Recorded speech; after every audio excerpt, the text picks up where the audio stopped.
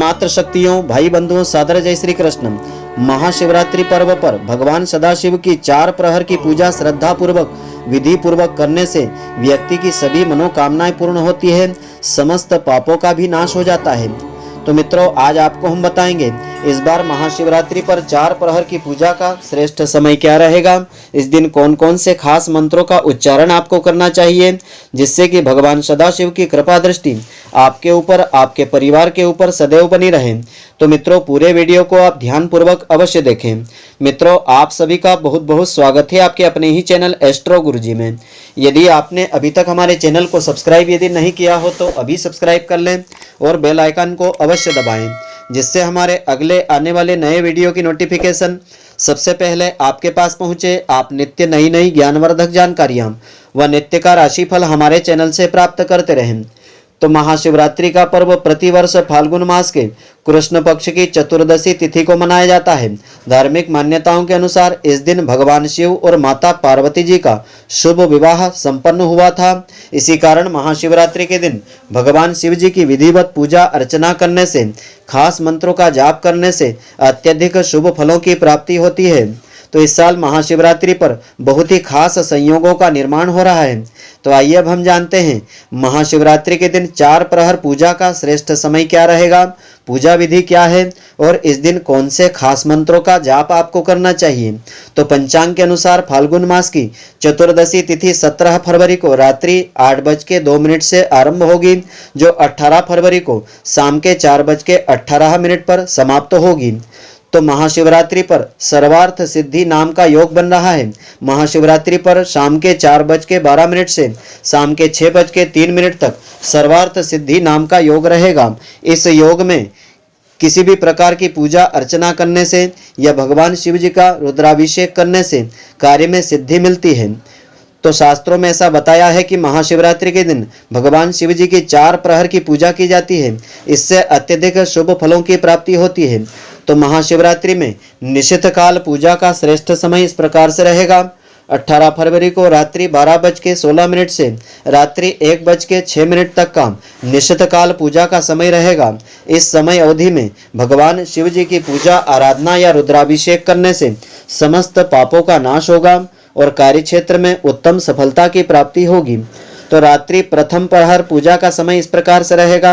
18 फरवरी को शाम के 6:45 से रात्रि 9:35 तक प्रथम प्रहर पूजा का समय है।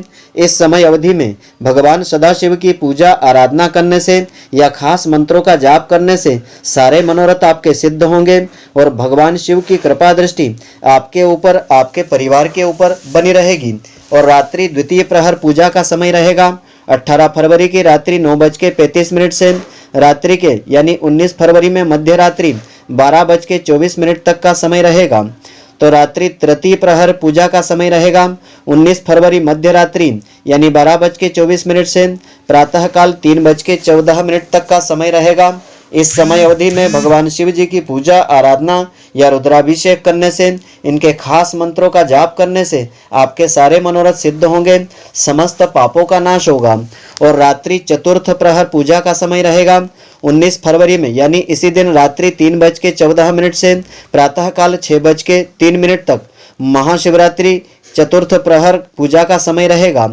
इस समय अवधि में पूजा आराधना करने से या खास मंत्रों का उच्चारण करने से, जाप करने से भगवान सदाशिव की कृपा से आपकी समस्त मनोकामनाएं पूर्ण होगी, सभी पापों का नाश होगा। पारण का समय इस प्रकार से रहेगा 19 फरवरी को प्रातःकाल 6:57 से दोपहर 3:33 तक पारण का समय रहेगा। इस समय अवधि में इस व्रत का पारण आपको करना चाहिए। तो पूजा की विधि इस प्रकार से है। इस दिन सूर्योदय से पहले उठ करके स्नान आदि से निवृत्त होकर के साफ स्वच्छ वस्त्र धारण करें, लेकिन इस दिन आपको काले रंग के कपड़े पहनने से बचना चाहिए। अगर आप व्रत कर रहे हैं तो शिव जी का मनन करते हुए व्रत का संकल्प आपको लेना चाहिए। मंदिर में जाकर या अपने घर पर ही शिवलिंग का जलाभिषेक, दुग्धाभिषेक आदि करें। शिवलिंग पर बिल्वपत्र, धतूरा, पुष्प, बेर और जौ की बाली अर्पित करें। इसके बाद भोग अर्पित करें, जल अर्पित करें। अंत में विधिवत कर्पूर से आरती उतारने के बाद शिव चालीसा, मंत्र, स्तोत्र और कथा का पाठ करें अथवा श्रवण करें। इसके साथ ही दिन भर व्रत रखें और सभी नियमों का पालन करें। महाशिवरात्रि में प्रहर के अनुसार पूजा विधि आपको करना चाहिए। अगर आप प्रहर के अनुसार भगवान शिव जी की पूजा आराधना करना चाहते हैं तो शिवलिंग स्नान के लिए रात्रि के प्रथम प्रहर में दूध, दूसरे प्रहर में दही, तीसरे प्रहर में घृत यानी शुद्ध घी और चौथे प्रहर में शहद से स्नान करावें, तो इससे आपकी सभी मनोकामनाएं पूर्ण होंगी। इसके साथ ही स्नान कराते समय प्रहर के अनुसार इन खास मंत्रों का जाप आपको करना चाहिए। प्रथम प्रहर में इस मंत्र का जाप आपको करना चाहिए, ओम ह्रीम ईशानाय नमः। दूसरे प्रहर में ओम ह्रीम अघोराय नमः इस मंत्र का जाप करना चाहिए। तीसरे प्रहर में ओम ह्रीम वामदेवाय नमः इस मंत्र का जाप आपको करना चाहिए और चौथे प्रहर में ओम ह्रीम सद्यो जाताय नमः इस मंत्र का जाप आपको करना चाहिए। इससे भगवान सदाशिव की कृपा दृष्टि आपके ऊपर और आपके परिवार के ऊपर सदैव बनी रहेगी। तो भगवान सदाशिव का ध्यान आप इस प्रकार से कर सकते हैं।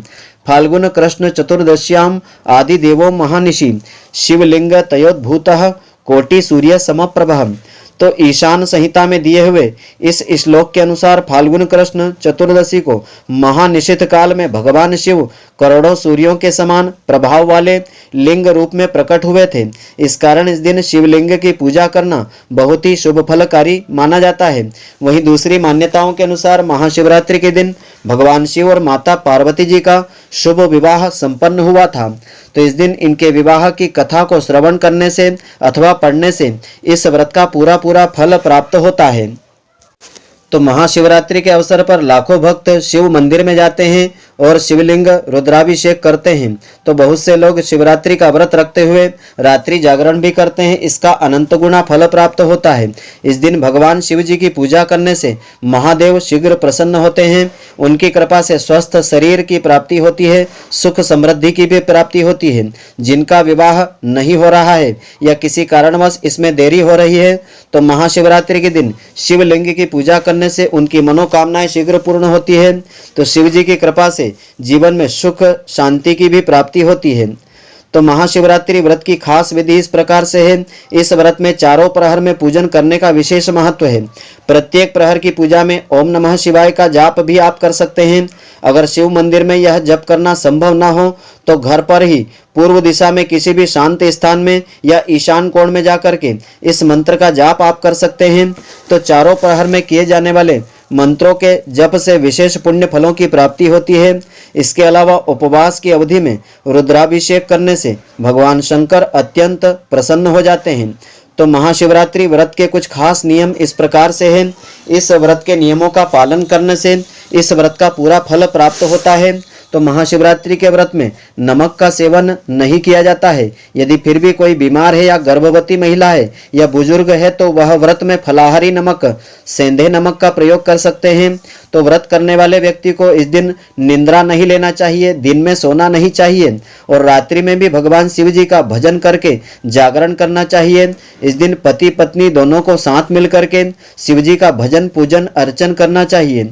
ब्रह्मचर्य का पूर्ण रूप से पालन करना चाहिए। ऐसा करने से उनके संबंधों में मधुरता बनी रहती है, दाम्पत्य जीवन सुखमय रहता है।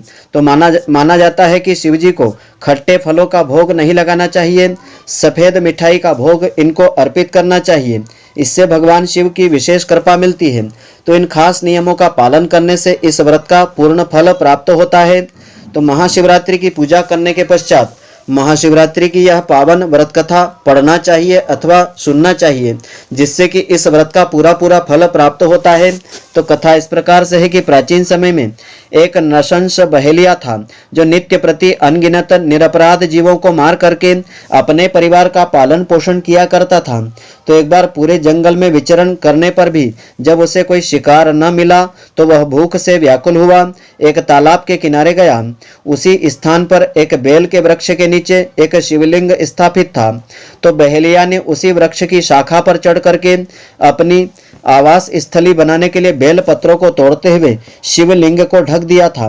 दिन भर की भूख से व्याकुल उस बहेलिया का एक प्रकार से शिवरात्रि व्रत पूरा हो गया था। तो कुछ रात बीत जाने पर एक गर्भवती हिरणी उधर से कुचाले भरते हुए निकली। तो व्याध उसे मारने को तैयार हुआ। तो झिझकती हुई भयाकुल हिरणी दीन वाणी में बोली कि हे व्याघ्र, मैं अभी गर्भवती हूँ, प्रसव बेला भी मेरी समीप है, इसलिए इस समय मुझे आप मत मारिए। मैं प्रजनन क्रिया करने के बाद शीघ्र तुम्हारे पास उपस्थित हो जाऊंगी। बहेलिया उसकी बातों को मान गया। थोड़ी रात और व्यतीत होने पर एक दूसरी मृगी उस स्थान पर आई, तो बहेलिया के निशाना साधते ही उस मृगी ने निवेदन किया कि मैं अभी ऋतु क्रिया से निवृत्त और सकामा हूँ, इसलिए मुझे पति समागम करने दीजिए, मारिए नहीं। मैं मिलने के पश्चात स्वयं तुम्हारे पास उपस्थित हो जाऊंगी। तो बहेलिये ने उसकी बात को स्वीकार कर लिया। रात्रि की तृतीय बेला में एक तीसरी हिरणी छोटे छोटे छोनों को लिए उसी जलाशय में पानी पीने को आई। बहेलिये ने उनको भी देख करके धनुष बाण उठा लिया। तब वह हिरणी कातर स्वर में बोली कि हे व्याघ्र, मैं इन छोनों को हिरण के संरक्षण में कर जाऊं, तो अब तुम मुझे मार देना। तो बहेलिये ने दीन वचनों से प्रभावित होकर के उसे भी छोड़ दिया। प्रातः काल के समय एक मांसल बलवान हिरण उसी सरोवर पर आया।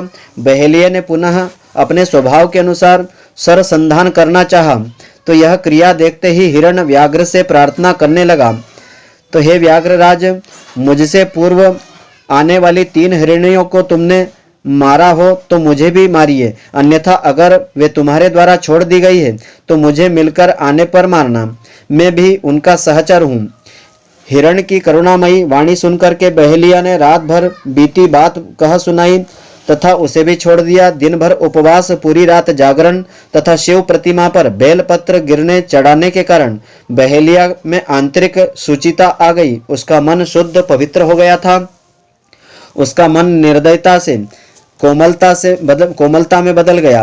हिरण परिवार के लौटने पर भी न मारने का निश्चय कर लिया, तो उसने हिरणों को न मारने का निश्चय कर ही लिया और भगवान शंकर के प्रभाव से उसका मन इतना पवित्र सरल हो गया कि वह पूर्ण अहिंसावादी बन गया। उधर हिरणियों से मिलने के पश्चात हिरण ने बहेलियों के पास आकर के अपनी सत्यवादिता का परिचय दिया। उनके सत्याग्रह से प्रभावित होकर के व्याघ्र अहिंसा परमो धर्म का पुजारी बन गया। उसकी आंखों में आंसू झलक आए तथा पूर्वकृत कर्मों पर पश्चाताप करने लगा। इस पर स्वर्गलोक से देवताओं ने व्याघ्र की सराहना की तथा भगवान शंकर ने 2 पुष्पक विमान भेज करके बहेलिया तथा मृग परिवार को शिवलोक का अधिकारी बना दिया। तो मित्रों, आशा करता हूं कि आपको हमारी यह ज्ञानवर्धक जानकारी पसंद आई होगी। यदि आपको पसंद आई हो तो आप हमारे वीडियो को लाइक व शेयर अवश्य करें। धन्यवाद। जय श्री कृष्ण मित्रों, फिर मिलेंगे।